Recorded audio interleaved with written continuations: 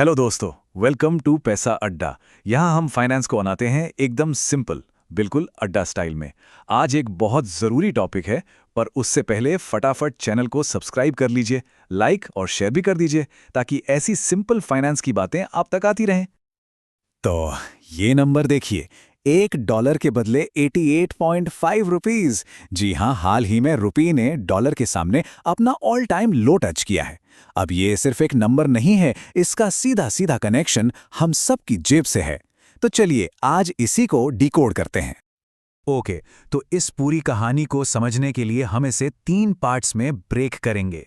सबसे पहले, आखिर ये रूपी गिर क्यों रहा है, रीजन क्या है। फिर इसका हमारी डेली लाइफ पर, हमारे बजट पर क्या असर पड़ रहा है। और हाँ, सबसे इंपॉर्टेंट कि आखिर इस सिचुएशन में हमें करना क्या चाहिए। तो चलिए शुरू करते हैं पहले हिस्से से। गिरावट के असली कारण क्या हैं? देखिए, इसके पीछे कोई एक वजह नहीं है। कुछ कारण ग्लोबल हैं, यानी दुनिया भर से आ रहे हैं, और कुछ हैं घरेलू, मतलब हमारे देश के अंदर के ही फैक्टर्स हैं। हाँ, तो इसको सिंपल रखते हैं। 2 कैटेगरीज हैं। एक तरफ हैं बाहरी कारण या ग्लोबल रीजंस, और दूसरी तरफ हैं घरेलू कारण या डोमेस्टिक रीजंस। चलिए एक एक करके दोनों को देखते हैं। तो पहले बात करते हैं बाहरी कारण की। इसमें सबसे बड़ा खिलाड़ी है स्ट्रॉन्ग यूएस डॉलर। हो क्या रहा है कि अमेरिका में इंटरेस्ट रेट्स हाई हैं, तो सारे इन्वेस्टर्स अपना पैसा वहां डाल रहे हैं। जब सबको डॉलर चाहिए तो डॉलर किंग बन जाता है, और रुपी जैसी करेंसीज थोड़ी कमजोर पड़ जाती हैं। ऊपर से अमेरिका ने हमारे कुछ एक्सपोर्ट्स पर नए टैक्स या टैरिफ लगा दिए हैं, जिससे मार्केट में थोड़ी टेंशन बनी हुई है। अच्छा, अब आते हैं घरेलू कारणों पर। यहां सबसे पहली चीज है एफपीआईज का पैसा निकालना। ये जो विदेशी इन्वेस्टर्स होते हैं, इन्होंने इस साल इंडियन स्टॉक मार्केट से $16 बिलियन से भी ज्यादा निकाल लिए हैं। सोच के देखिए, जब वो जाते हैं तो रुपी बेचकर डॉलर खरीदते हैं, जिससे रुपी पर प्रेशर बढ़ता है। दूसरा बड़ा रीजन हमारा इंपोर्ट बिल, खासकर ऑयल का। हम अपनी जरूरत का 85% तेल बाहर से मंगाते हैं, और इसका पेमेंट तो भाई डॉलर्स में ही करना पड़ता है। लेकिन एक मिनट, ये जो हो रहा है, क्या ये पहली बार हो रहा है? बिल्कुल नहीं। जरा इस टाइमलाइन पर नजर डालिए। 2008 से अब तक रुपए ने बहुत उतार चढ़ाव देखे हैं। ग्लोबल क्राइसिस आई, देश में बदलाव हुए, करेंसी हमेशा रिएक्ट करती है। तो पॉइंट ये है कि पैनिक नहीं करना है, बस सिचुएशन को समझना है। ओके, कारण तो समझ लिए, लेकिन अब आते हैं सबसे जरूरी सवाल पर। ये 88.5, ये एफपीआई, ये इंपोर्ट बिल, इन सब का हमारी और आपकी जेब पर क्या असर पड़ता है? चलिए अब इसकी बात करते हैं। सबसे पहला असर, और जो सबसे जल्दी दिखता है, वो है महंगे गैजेट्स। आपका नया फोन, लैपटॉप, कैमरा, इन सब के पार्ट्स बाहर से आते हैं, और उनकी पेमेंट होती है डॉलर्स में। तो डॉलर महंगा मतलब गैजेट महंगा, सिंपल। एकदम क्लासिक एग्जाम्पल से समझते हैं। आईफोन, मान लीजिए इसकी प्राइस है $999।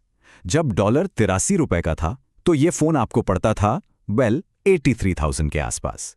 लेकिन अब जब डॉलर 88 रुपए का हो गया, तो सेम फोन अब आपको पड़ेगा 88,000 रुपीज का। सीधा सीधा 5,000 रुपए का फर्क एक झटके में। और ये कहानी सिर्फ गैजेट्स पर खत्म नहीं होती।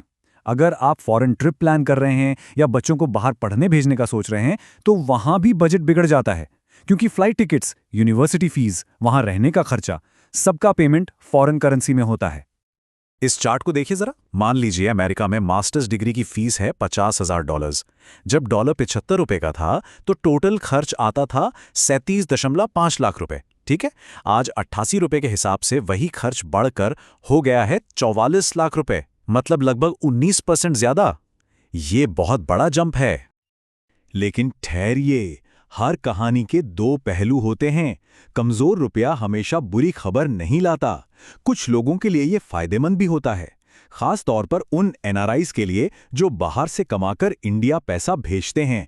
उनके भेजे हुए डॉलर्स अब ज्यादा रुपयों में कन्वर्ट होते हैं। इसे एक्सपर्ट्स कहते हैं एक रेमिटेंस विंडो का मौका। ये स्लाइड पूरी पिक्चर क्लियर कर देती है कि इस गेम में विनर्स कौन है और लूजर्स कौन। आईटी और फार्मा जैसी कंपनीज जो अपना माल बाहर बेचती हैं और डॉलर्स में कमाती हैं, उनके लिए तो बल्ले बल्ले है। लेकिन दूसरी तरफ एविएशन और इलेक्ट्रॉनिक्स जैसे सेक्टर्स, जिनको बहुत कुछ इंपोर्ट करना पड़ता है, उनके लिए मुश्किल बढ़ जाती है। तो हमने क्यों और क्या तो समझ लिया, कारण समझ लिए, असर भी देख लिया। अब आते हैं इस वीडियो के सबसे इम्पॉर्टेंट पार्ट पर। अब आगे क्या? हम और आप जैसे लोगों को इस सिचुएशन में क्या करना चाहिए? सबसे पहले हम सब सेवर्स और फैमिलीज के लिए पहली चीज, अपने मंथली बजट को एक बार जरूर रिव्यू कीजिए, क्योंकि महंगाई थोड़ी बढ़ सकती है। दूसरा, अगर आपकी म्यूचुअल फंड में एसआईपी चल रही है तो प्लीज उसे बंद मत कीजिए, उसे चलने दीजिए। और सबसे जरूरी, पैनिक बिल्कुल नहीं करना है, लॉन्ग टर्म सोचना है। अच्छा, अब बात करते हैं इन्वेस्टर्स की। अगर आप स्टॉक मार्केट में इन्वेस्ट करते हैं तो अभी क्वालिटी स्टॉक्स पर फोकस करने का टाइम है। जैसा हमने पहले बात की, आईटी और फार्मा जैसे एक्सपोर्ट हैवी सेक्टर्स अच्छा परफॉर्म कर सकते हैं। और हाँ, इन्फ्लेशन से बचने के लिए अपने पोर्टफोलियो में थोड़ा सा, मे बी 5 से 10% गोल्ड ऐड करना भी एक स्मार्ट मूव हो सकता है। और फाइनली, उन लोगों के लिए जिनका फॉरेन ट्रैवल या एजुकेशन का प्लान है, आपके लिए 3 सिंपल टिप्स। नंबर 1, अपने बजट को थोड़ा ऊपर की तरफ एडजस्ट करके चलिए। नंबर 2, फॉरेन करेंसी एक साथ मत खरीदिए, थोड़ा थोड़ा करके खरीदिए ताकि रेट एवरेज आउट हो जाए। और नंबर 3, ऑफ कोर्स, प्लानिंग और सेविंग थोड़ा पहले से शुरू कर दीजिए। तो पूरी बात का कंक्लूजन क्या है? क्या कमजोर रुपी हमेशा बुरी खबर है? जैसा हमने देखा, इसका जवाब हाँ या ना में नहीं है। एक तरफ ये हमारे लिए महंगाई लाता है, तो दूसरी तरफ ये हमारे एक्सपोर्टर्स के लिए अपॉर्चुनिटी बन जाता है। ये एक ही सिक्के के 2 पहलू हैं, और ये दिखाता है कि इकोनॉमी कितनी कॉम्प्लेक्स और आपस में जुड़ी हुई है। तो असली सवाल ये नहीं है कि रुपी स्ट्रांग है या वीक। असली सवाल ये है कि हम इन चेंजेस के लिए कितने तैयार हैं। इस पर ज़रूर सोचिए। उम्मीद है कि इस पूरी चर्चा से आपको क्लैरिटी मिली होगी। फाइनेंस पर ऐसी ही सिंपल और सीधी बात के लिए पैसा अड्डा को सब्सक्राइब करना बिल्कुल मत भूलिएगा। मिलते हैं अगले वीडियो में।